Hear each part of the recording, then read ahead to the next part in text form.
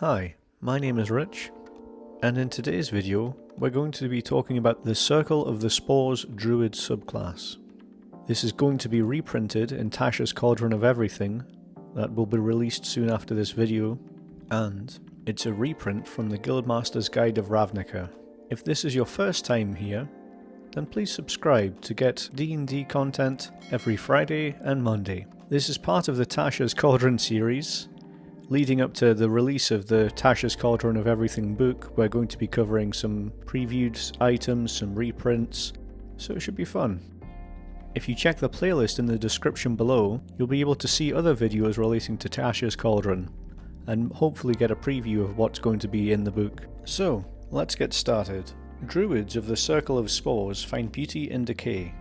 They see within mould and other fungi the ability to transform lifeless material into abundant, albeit somewhat strange, life. These druids believe that life and death are part of a grand cycle, with one leading to the other and then back again. Death isn't the end of life, but instead a change of state that sees life shift into a new form. Druids of this circle have a complex relationship with the undead.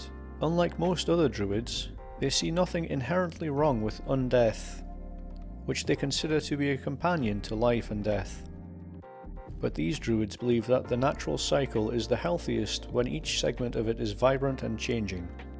Undead that seek to replace all life with undeath, or that try to avoid passing to a final rest, violate the cycle and must be thwarted. Now, generally speaking, druids are a very tanky caster class and offer a lot of utility. They can heal, they can wild shape, transform into another creature, they can tank hits. They have a very diverse set of abilities, and the Circle of Spores Druid is no different. At level 2, you get specific spells for the Circle of Spores Druid. Your symbiotic link to fungus and your ability to tap into the cycle of life and death grants you access to certain spells.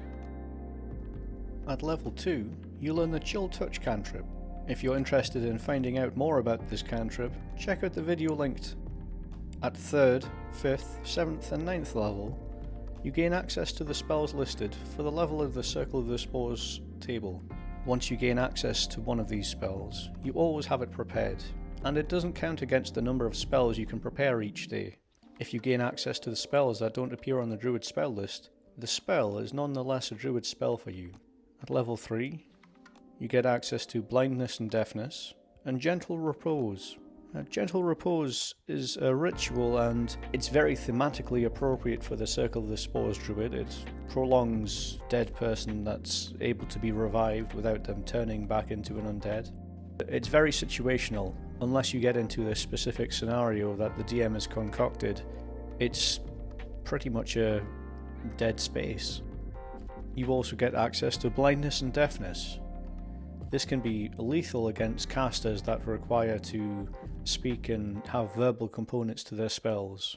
And if you're fighting a creature that relies on sight, this can be a good way to disrupt their attacking ability. At level 5, you get access to the Animate Dead spell and the Gaseous Form spell. It may be a bit squeamish for lawful good players, but Animate Dead is a great way to mechanically be able to put a buffer between your party members and the enemy. Roleplay wise, it may be frowned upon in urban settings. I'm sure if the context arises and the DM is okay with it, you can dress up your skeletons and zombies with an appropriate disguise.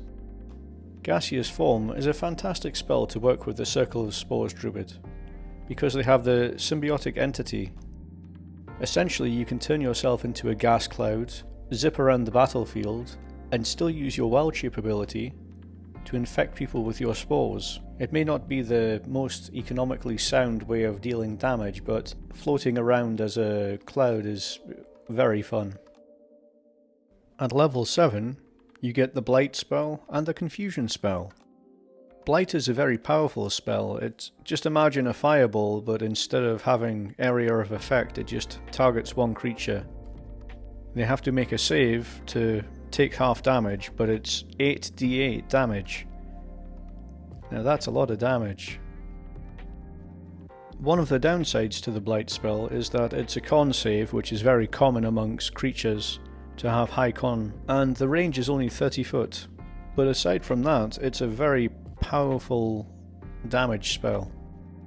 Confusion has a good range and is a 10-foot sphere of area of effect. It requires a wisdom save, and is good for sowing chaos if you have to take on a large volume of weaker enemies at the same time. For a level 4 spell, you have better options to cause damage, but if you're a chaotic druid, then this is a perfect roleplay for you. It's worth noting that this breaks through immunity and resistance to charmed as well, but at later levels it doesn't scale well, because it broadens the sphere but it doesn't actually increase the damage or up the chances of confusion. At level 9 you get Cloud Kill and Contagion. Now Cloud Kill is a infamous spell, it's been around since 2nd edition I believe. 120 foot range, and it lasts for 10 minutes. It's just going to keep dealing 5d8 poison damage constantly. If you want to get a lot of damage on a slow moving creature, or you want to block off an area, then this is a great spell to use. If you combine Cloud Kill with Gaseous Form, it can deal a lot of damage and you can definitely cause a lot of chaos in the battlefield. Contagion is a disruptive spell as well. It has a range of touch, so you have to be able to get in. Again, Cloud Form helps with this. But the duration is 7 days. It's one of those spells that if they pass the con save then it's okay, but it can go very well or very badly for the person affected by it.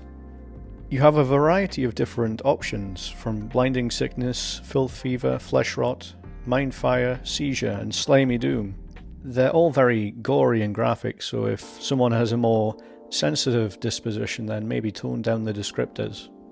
The downside is that a lot of creatures are resistant or immune to poison, and by the time you get the spell, generally speaking, a lot of creatures are more powerful and are able to resist this spell. The Contagion spell could be improved by potentially letting the effect of the spell jump from person to person. The Contagion spell is thematically good, but mechanically there are better alternatives available. I feel like I've said this more than once with the Circle of Spores class, but it does what it does very well. So, now that we've covered the spells, let's move on to the abilities. At level 2, you get access to Halo of Spores. You are surrounded by invisible, necrotic spores that are harmless until you unleash them on a creature nearby.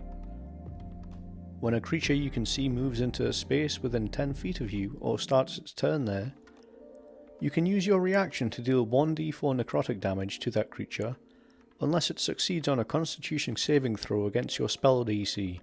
The necrotic damage increases to 1d6 at level 6, 1d8 at level 10, and 1d10 at level 14.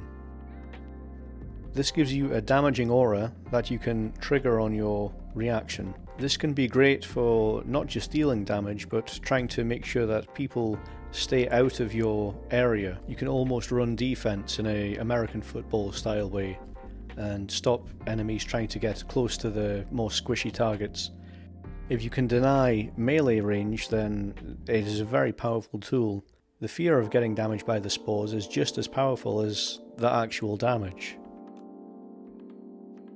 Also at 2nd level, you get Symbiotic Entity. You gain the ability to channel your magic into your spores. As an action, you can expand a use of your Wild Shape feature to awaken these spores, rather than transforming into a beast form. And you gain 4 temporary hit points for each level you have in this class. While this feature is active, you gain the following benefits. When you deal your Halo of Spores damage, roll the damage die a second time and add it to the total. Your melee weapon attacks deal an extra 1d6 poison damage on any target they hit. This benefit lasts for 10 minutes until you lose all your temporary hit points, or until you use your Wild Shape again. Now this can have a lot of synergy with spells like Shillelagh and Vine Whip. You can use the Vine Whip to drag creatures into your area of effect spores, deal extra damage, and through some trickery, if you manage to get Booming Blade as a cantrip, this is also a very effective thing. They'll get dealt damage if they stay in the area, or they'll get damage if they try and move out of it. It's worth noting that temporary hit points don't stack. So you can't use this and then gain temp hit points from another source and perpetually use this effect. At level 6, you gain Fungal Infestation. Your spores gain the ability to infest a corpse and animate it. If a beast or a humanoid that is small or medium dies within 10 feet of you, you can use your reaction to animate it, causing it to stand up immediately with 1 hit point. This creature uses the zombie stat block in the monster manual. It remains animated for 1 hour, after which time it collapses and dies. In combat, the zombie's turn comes immediately after yours, and it obeys mental commands. It can only attack. This has limited uses, but if you hit level 6 you should be close to getting the Animate Dead spell as well, so there are some ways of synergizing that. If one of your zombies gets taken down, you can use your reaction to almost give it orcish resilience. Another tactic is to lure someone in close to you and then use your zombies to surround them, so they can't escape from either getting hit by reaction attacks or hit by your spores. At level 10, you get Spreading Spores. You gain the ability to seed an area with deadly spores. As a bonus action, while your symbiotic entity feature is active, you can hurl the spores up to 30 feet away, where they swirl in a 10-foot cube for 1 minute. The spores disappear early if you use this feature again, if you dismiss them as a bonus action, or if your symbiotic entity feature is no longer active. Whenever a creature moves into your cube or starts its turn there, that creature takes your Halo of Spores damage, unless the creature succeeds on a con save against your spell DC. A creature cannot take damage more than once per turn. While the cube of spores persists, you can't use your Halo of Spores reaction. Being able to mobilize your spores and use them as a infectious grenade of sorts really ups the utility of the Circle of Spores Druid. You can almost stay behind your wall of zombies and just throw your spores at the enemy and drown them in an action economy. So it's not about having one big spike of damage, but having lots of different avenues of attack to grind down the enemies. And at level 14, you get Fungal Body. The fungal spores in your body alter you. You can't be blinded, deafened, frightened or poisoned.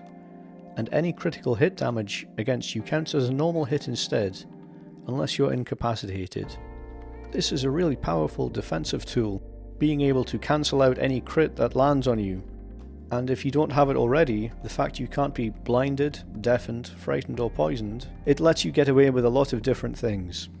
It's not a massive skill, but it's useful to have in a pinch. It's one of those skills that you don't need it until you really, really need it. Overall, I would say the Spores Druid is reasonably powerful. It's not over the top, overpowered, but I would give it a solid B+, A-, if we were ranking these subclasses. What rank would you give the subclass? Tell me below in the comments and I'm sure we'll have a civil discussion over this. Well, thanks for watching the video. Don't forget to subscribe if you want to keep up to date with Tashas Cauldron of everything news, subclass reviews and spell analysis.